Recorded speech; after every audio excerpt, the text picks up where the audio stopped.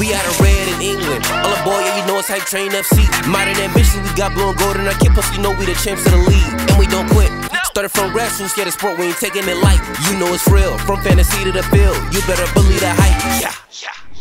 Hello, one and all, and welcome aboard the home of Hype Train Football Club on our YouTube channel. Another round of home games for the Train beckoned as we entered match day 6 in the East Berkshire Football League's Premier Division on Saturday the 23rd of September 2023, with the team at Calcot Recreation Ground for the third successive Saturday, this time welcoming Britwell United. The visit of Britwell saw their newest team make the visit out to Reading, with their first team having made the step up to step 6 on the football pyramid after winning the EBFL Premier Division in back-to-back campaigns. With the visiting Britwell all in black, the Train were kitted out in our all-red power-up strip from Kitlocker. Jamie Halsall started in between the sticks for the team and was supported by a defensive line that consisted of Robert Austin, Callum Gibbons, Joe Sawyer and Anwar Manga. In midfield, Shiloh and Duoilo was joined in the middle of the park by Nathan Mindomba and Jordi Abanda, whilst out wide for the team, Hussein Radwan and Mitchell Saunders occupied wide berths for the team, both in support of Phil Newport in attack. Among the substitutes for the occasion, Wakar Janjua was joined by Nefemi Akimbola, Chris Marshall and Jeffrey Larrier. We open up from kick-off with the team going from left to right, and Britwell have pinched the ball early from us. Joe Sawyer and Anwar try to clear the ball. The way though it falls out to one of the Britwell players. Their winger takes a pot shot from range and it's swerving over the bar. At the other end of the pitch, Britwell's goalkeeper has the ball at his feet as he attempts to play out from the back, with their centre-back putting the ball down long. Callum Gibbons is on command to win the ball, putting the ball to Shiloh. Shiloh does well to take it past the player, puts the ball up in the air. Jordi turns on his left, does excellently to get the shot off, and it's a good save from the keeper to knock it onto the post before it's cleared away. We now have Callum Gibbons on the ball going from left to right, though there's a misplaced pass from the big centre-back before there's a really quick counter-attack with Britwell's right winger running through on goal. The mistake from the team leads to the player chipping it over Jamie. Britwell have an early 1-0 lead, though the team had started well and it wasn't an excuse to get our heads down. Chasing the game now, Britwell have possession of the ball, though they cheaply give the ball away to Hussein on the left. Hussein and Jordi connect on the left-hand side before Hussein again picks up the ball. He's got time to cut before he sees Jordi at the edge of the box. Jordi's got all the time in the world, but his shot is scooped wide. The team are now defending on their left-hand side, with Britwell trying to mount an attack down their right. Though centre-back Joe Sawyer isn't having any of it, he does well to pinch the ball off of Britwell to scupper an attack of their own. The ball is played out left to Hussein, who passes to Phil. Phil's got ample time to turn on the halfway line. Coming into screen now is Mitchell, who does excellently to pivot between two defenders. The run's perfect, the ball's perfect over the top, and Mitchell's finish is top class as the team draw level.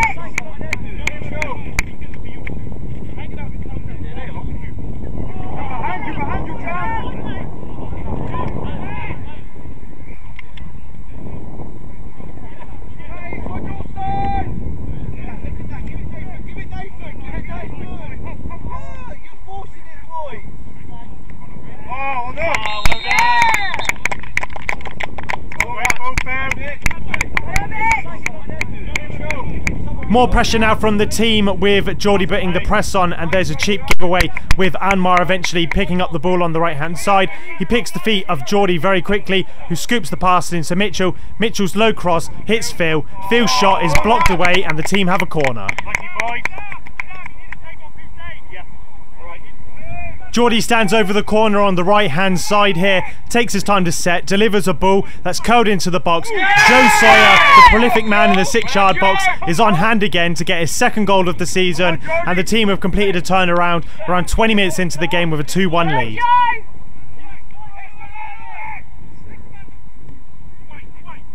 Yeah! Go, Joe! Well on, Joe! Come on! Come on, Jordi!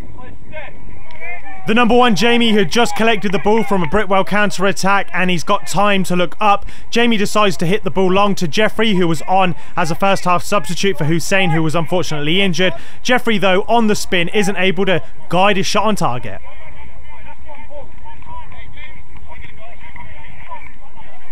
More pressure now from the team here, with Mitchell doing well to combat one of the Britwell players. Geordie picks the ball up and delivers the ball to the left-hand side, with Jeffrey again chasing the ball. Jeffrey looks up, he's got time, decides to play a pass in. Yours truly, Rob, comes in for the seconds, though Britwell's goalkeeper collects.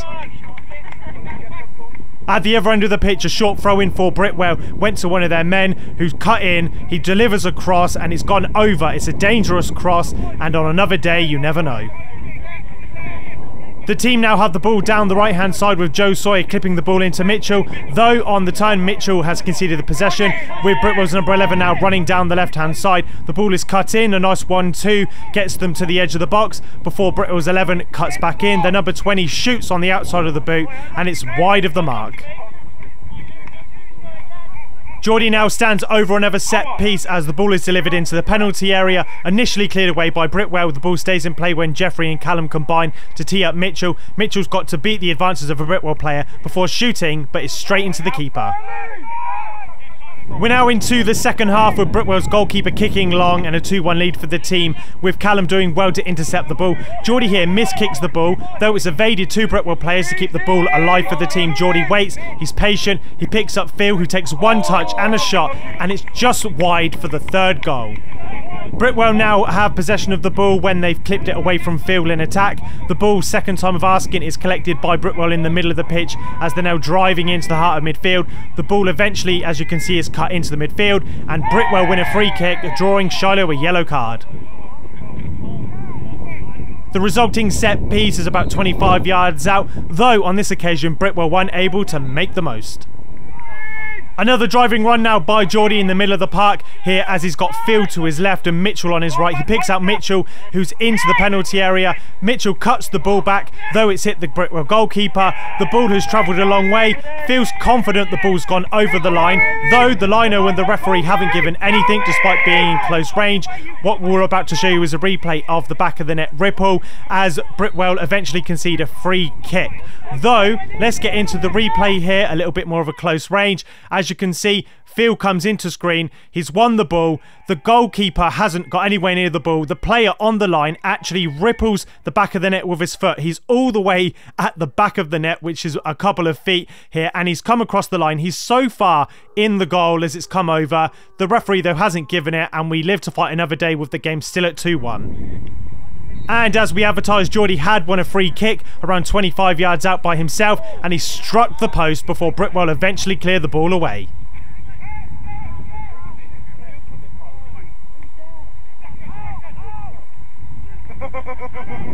Whenever in football you miss chances, teams have opportunities to come back into the game, and to Britwell's credit, they started the second half very strong. Aside from the chances that I showed you, they were largely on top in the game here, as they've won possession of the ball from a goal kick. One of their players is driving and driving and driving, and one makes a tackle, though it's too late and Britwell had their equaliser.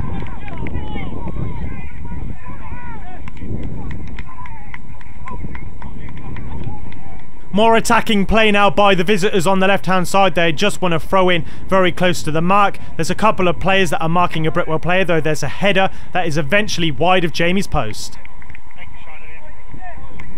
One now's for the annuals, a blooper for the team to add on here, as there's a very bizarre moment. Geordie is about 3 feet away from the byline, and the referee from a position has heard a call on the sideline, and he's given a corner kick. Just look at the reactions from the players. It was never a corner. We could all see it was in play, and Britwell have a corner that they don't eventually make the most of. Now the team have given the ball away by myself and Femi on the left hand side. Britwell pick up the cheap possession in midfield before they turn from right to left. The ball is shepherded out wide. Eventually the shot comes in, and Jamie on his twisting left hand makes a very good save for a corner. The game was certainly on a knife edge with 25 minutes left to play here, and as we're waiting to make a substitution, the ball is about to come down on the left-hand side with a throw-in. Geordie does well to initially chest and then head the ball onto Phil. Phil then demonstrates some good footwork, followed up by some quality strength before playing Nathan for on goal. The goalkeeper though has his ankles covered as Nathan is pulled out left. Nathan shows some good hold-up play here before setting the ball back to Geordie. Geordie cuts the ball all the way across the penalty area with Mitchell on command of the ball. He's got Joe in support, with Mitchell Mitchell playing the fullback in. Joe's got so much time on the ball, but he decides to obviously come in. He puts the ball into the penalty area. Geordie tries the acrobatics. It doesn't come off as he wins possession of the ball again. Though Britwell's player alleges that there's a foul, he's just tripped over it. Phil picks up the ball, twists and turns onto his right, buries the ball into the back of the net, and in a long sequence the team have a 3-2 lead, and the lead is restored yet again.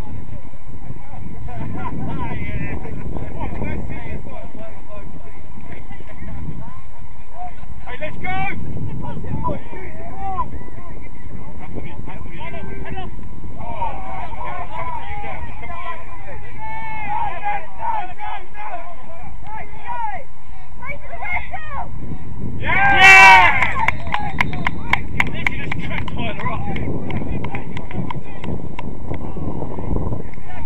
Britwell were on the offensive again down the right hand side as their number 20 tries to pick up the ball, though he lashes out after Geordie picks up the ball and wins. Though Phil Newport plays on. Look at this pass from Phil here as he's picked out Mitchell on the right hand side perfectly. Mitchell's got the pace, he's got the timing, and he's got the ultimate finish to put the team 4-2 up. It was a quality goal and a top class assist from Phil, a top goal from Mitchell as the team have a 2-goal lead in the game.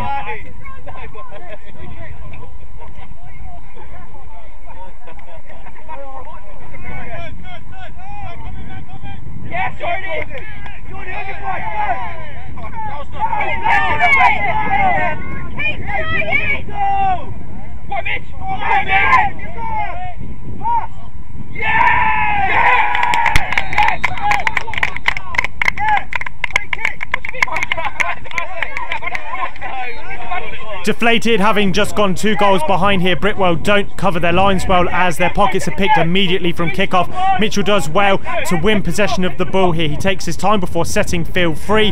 He takes an initial shot, though somehow Phil was ruled as offside. The team again now are pressing with Britwell's goalkeeper putting the ball forward. Wakara in midfield does well to collect the ball before feeding in Nathan. Nathan does well to twist and turn. He's got Nafemi on the left hand side who's in. He's got the whole goal and somehow he's towed it with his right foot on the wrong side of the post. And talking of missed opportunities now, Britwell have picked up the ball, though there is another loose giveaway here. And Nathan again picks up the ball. He's got time to bring the ball down. He sets Mitchell, who is on his hat-trick, though he finds Sainsbury's behind the goal instead of the back of the net. We're now in the dying embers of the game with Jamie collecting the ball from a corner kick. He takes his time before throwing out to Phil on the left hand side. He's chased by a Britwell player and does well to shrug him off. Phil somehow keeps possession of the ball. He cuts in again and there's this really rash challenge by Britwell that draws a yellow card as the team are looking to play for some time. Down the left-hand side now, Britwell have a throw-in with Callum Gibbons doing well to put pressure on, and Chris puts the ball into an area. The ball is infield again, and it's Phil and the centre-back again. There's an initial nudge in the back, and then a second, and then off the ball, he stood on the back of his Achilles. Somehow this wasn't a yellow card, but the Britwell players apologise, though nonetheless it's a bad tackle, and it could have really hurt Phil. From the resulting foul, the team had actually given away possession from the free kick, allowing Britwell one more opportunity to attack in the game. There's a nice ball over to their centre-back turned forward, who goes away into the penalty area before providing a nice finish. The game is 4-3, though as Britwell celebrate, the game draws to a close. In a competitive and at times tense match for the team, we found our way in the second half to get the goals we needed to secure our 3rd win of the season in EBFL's Premier Division, with a brace from Mitchell Saunders, 1 goal in either half, joined by strikes from regular goal scorers from Phil Newport and Joe Sawyer. Next up for the team, we'll be bringing you all the action from a weekend of cup action for the team as we step away from league action in a brace of away games. First, we're on the road to Slough to take on Real Saracens in the first round of the EBFL League Cup on Saturday the 30th of September 2023, before we travel out to AFC Reading the next day on Sunday the 1st of October in the first round of the RDSL Industrial Cup. Until next time, as ever, believe the hype.